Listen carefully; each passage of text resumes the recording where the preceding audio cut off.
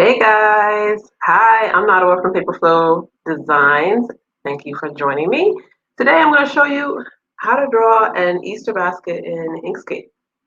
So if you are part of my VIP club, you got the email with the link to the color palette that we're going to use, and which you can find on my blog post, and I will show you where you can get it in case you're not on my email list. If you're not, you can get on there so you can be aware of what's coming up. All right, so you can get the color palette at paperflowdesigns.com/blog, how to draw an Easter basket. It's free. You just put in your name and you'll get it by email. And it's the same color palette that I'm using throughout the whole Easter drawing challenge. This is week 3. I already did how to draw an Easter bunny in week 1, how to draw Easter eggs in week 2, and today we're doing how to draw an Easter basket. So you can hop over there and get the color palette. And also, if you are interested in learning how to make your own SVG files, like the one I'm going to show you, but going more into detail, because this is just going to be like a quickie tutorial lesson, you can find my course at So Simple SVG Files. You can go over to my website and check that out, read all about it, see if you're interested in it. It teaches you how to make your own SVG files using Inkscape. I'll show you how to download Inkscape, how to make quote files, how to make turn shapes into different objects, how to save them as SVG files, and how to get them into Cricut Design Space. So if that's interesting to you, go over to paperflowdesigns.com/courses to find out more about that. Right. Now I got that out of the way. Let's hop into the tutorial. I'm going to be using shortcuts like I always do. As you're coming in, say hi, let me know where you're watching from. Let me know if you have followed along with the Easter challenge. All right, let me get this part started. All right, open up Inkscape, and first thing I'm going to do is use the circle tool just to make kind of like a squashed little circle shape. So not perfectly round, but not quite an oval either. Mine is already pink because I have already started drawing in this. Yours, you can just go over to the color palette and just pick that dark pink color to change the color of yours, because your default colors might be different. So right now I've duplicated that circle and I've changed the color to the orange color just so I can see the difference. And then I shrunk that one in just a little bit. What I'm going to do now is select both circles, and I'm going to use a shortcut to get the difference of those two. All of these shortcuts that I use in Inkscape, you can also find in my Inkscape Ready, Set, Go ebook. Sorry, a little lapse right there. The ebook that shows you all of the shortcuts that I use for Inkscape, whether you use Mac or whether you use PC. I've got all of the keyboard shortcuts and the mouse shortcuts that I use in there. And that you can download. So now I've drawn a rectangle, and I'm just going to click the nodes and move those into place to shape the basket. So this is now the bottom of the basket. Make this a little bigger so you can see it. I'm going to turn on my snapping tools. I'm going to do that just so you can see in the corner when I move it, it just automatically pulls it into place like a magnet. It snaps it into place. And so that's what the snapping tools are good for. I don't keep it on all the time because sometimes I want to draw something maybe like freehand and I don't want it to snap to an edge. But in this instance, it's perfect to use. So the default color that I have for my rectangle is blue. I'm not going to keep it blue. I'm going to use a color from the color palette.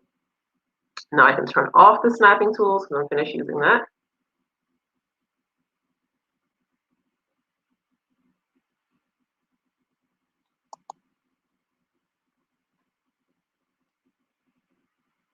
Still here with the rectangle. If you're just joining me, you can get the color palette over on my blog at paperflowdesigns.com. So now I've changed the color of the bottom half of the basket to the light pink color. And I realized I want to make a little curve on the bottom to make it more of a basket shape.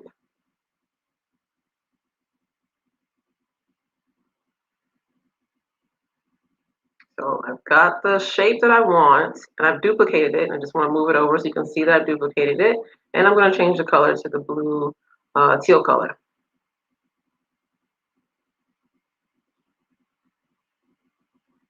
So now I'm just going to slightly pull down the duplicate basket, because what I want to do is make the rim of my basket. So I'm going to use the second rectangular shape, which I'm going to duplicate again, and change the color to orange.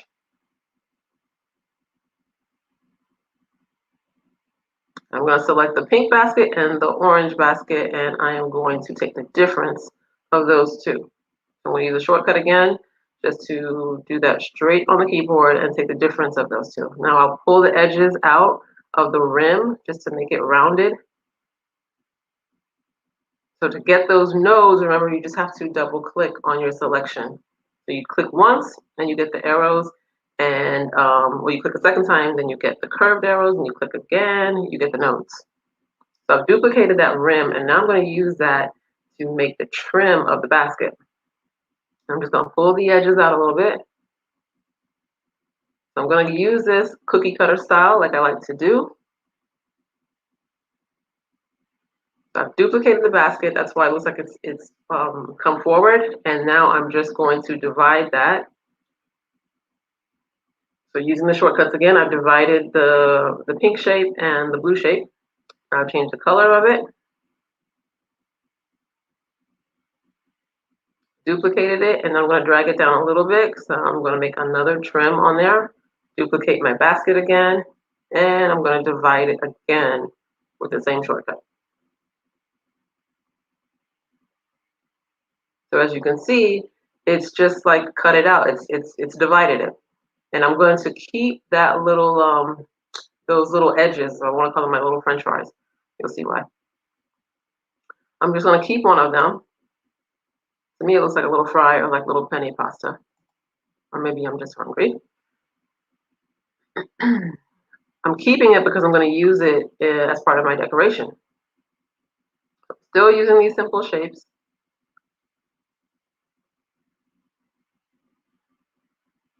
Shrink that in a little bit because I don't want it quite that wide. And I'm going to duplicate it.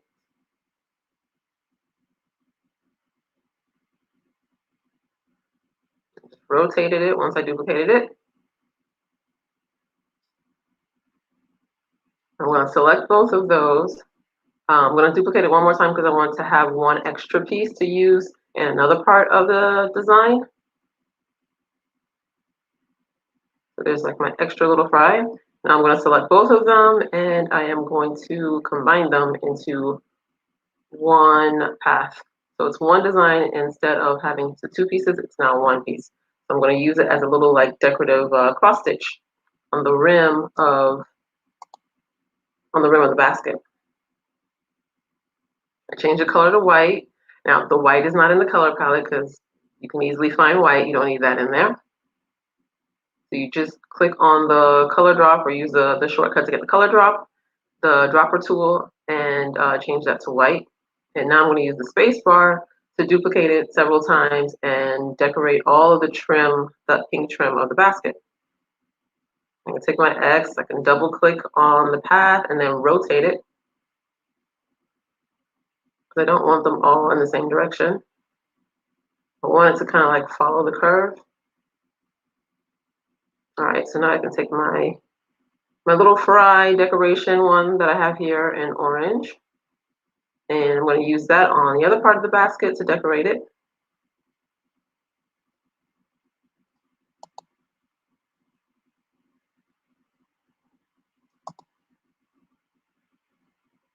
Hopefully you're following along and you are doing all of the tutorials in the challenge, because next week we're going to put them all together.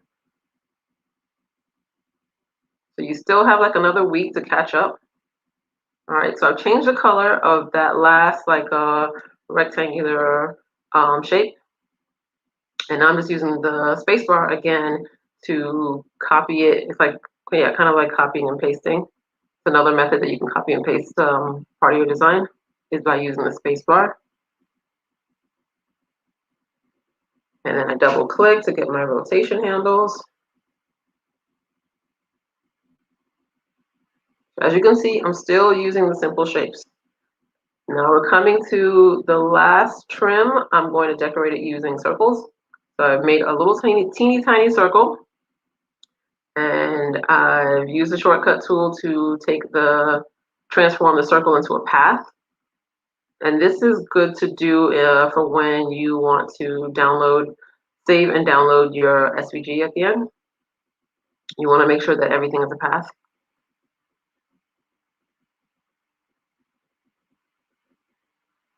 And I go through in my course, the So Simple SVG files, I go through and explain to you, what's the difference between a path, what's the benefit of using paths. So in case you're new to Inkscape, I have everything explained in the step-by-step video course.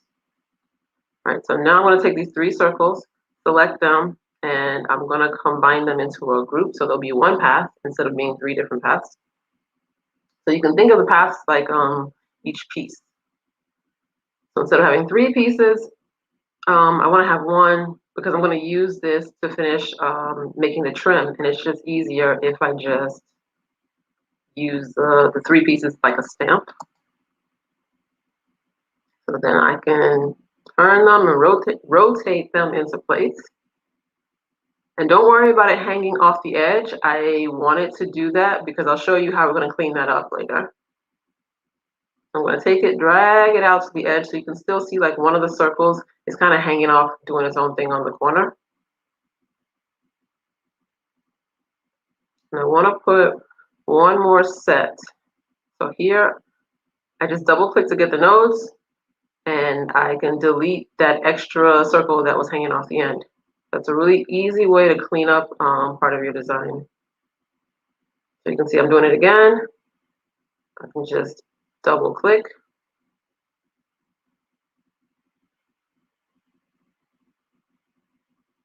And then I'm going to select the 2 circles that I don't want, and I can just delete them. So I have that nice kind of like organic feel to the placement of the circles on there.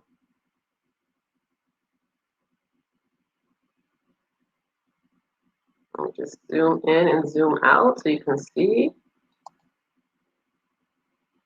A nice little Easter basket that we've made using the Easter color palette. So the same color palette that we use for the bunny, for the Easter eggs, and now for the basket.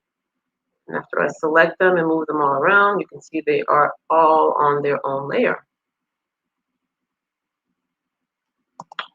All right, so that was the quick little tutorial to show you how to draw an Easter basket. Since Easter is coming up, and I know that you're probably getting your crafts ready, I want to have this ready for you in advance. Go ahead, check that out. If you didn't have time to do it now, don't worry. Save the video, send it to yourself, watch it over again when you're in front of your computer and you have Inkscape open. If you know someone who would like to do this, who is looking to learn about making SVG files, send this video to them. I'm sure they will love you for that. And of course, if you have any questions, if you're watching this on the replay, put your questions, your comments down below, and I like to come back and check the comments or the questions that people have, answer them if I can. Just to recap, everything that you need if you want the color palette, you can go over to paperflowdesigns.com/blog/how to draw an Easter basket. That is a lot to remember. So just go over to paperflowdesigns.com and type in Easter, and you'll see all of the tutorials that go along with this. The color palette you can get for free. And as always, if you have questions, let me know. And I will see you again next Friday. Have a wonderful weekend.